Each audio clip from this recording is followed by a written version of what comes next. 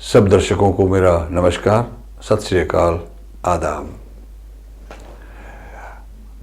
हम सबको ज़िंदगी के किसी न किसी दौर में आकर बीमारियां लगती हैं।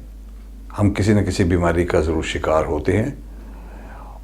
कई बीमारियां ऐसी हैं जिनका इलाज हो पाता है, कई बीमारियां हैं जिनका इलाज नहीं हो पाता और हम निराश होकर चुपचाप बैठ जाते हैं।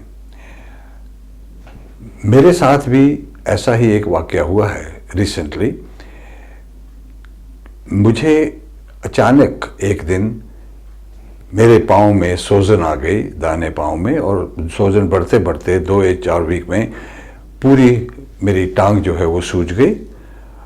और मैं जब अपने जीपी के पास गया तो उसने ये देख कर कहा कि भाई आपको शायद डीबीटी है, और हॉस्पिटल भेजा। हॉस्पिटल में वो डीबीटी का टेस्ट हुआ और ये कंफर्म हो गया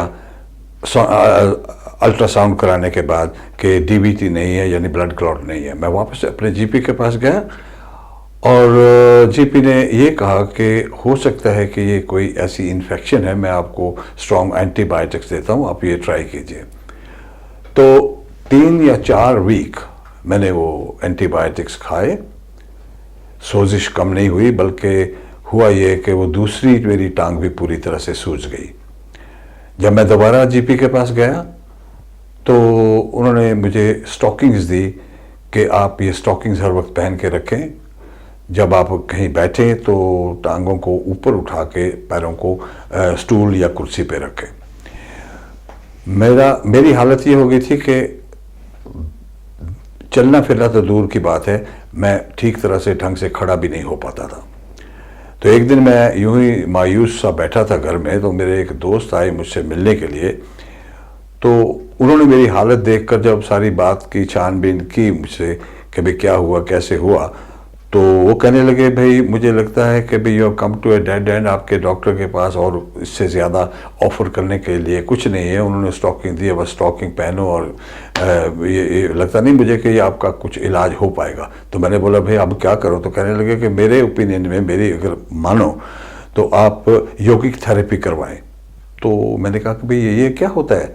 तो कहने लगे कि भाई मैंने अपनी वाइफ के लिए, उनके नेक की प्रॉब्लम थी, उनकी यौगिक थेरेपी करवाई और 4 या 5 सिटिंग के बाद शी इज़ परफेक्टली ऑलराइट। तो मैंने उनसे ये कहा कि भाई अगर डॉक्टरों से मेरा ये इलाज नहीं हो पा रहा तो अब यौगिक थेरेपी से कैसे होगा? तो उन्होंने मुझे समझाया कि यौगिक थेरेपी और एलोपैथिक वे ऑफ ट्रीटमेंट में फ़र्क है। कि एलोपैथिक ट्रीटमेंट में आपका जो डॉक्टर कर रहा है वो ये हो रहा है कि he is treating the symptoms, और यौगिक थेरेपी में ये होगा कि he will not be treating the symptoms but the cause of the problem. तो